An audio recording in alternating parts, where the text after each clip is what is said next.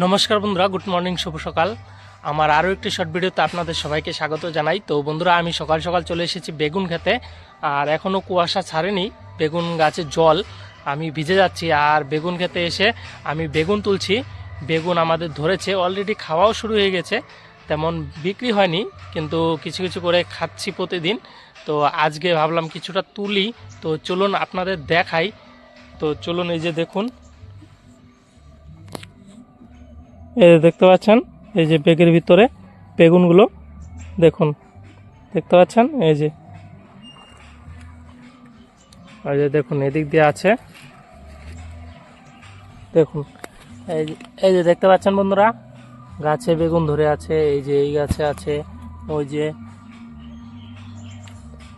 এদিক দিয়ে ছোট ছোট অনেক জালি আসছে, এই যে দেখুন, অনেক জালি আসে, ওই যে ওদিকে আছে। তো কেমন লাগলো অবশ্যই কমেন্ট করে জানান।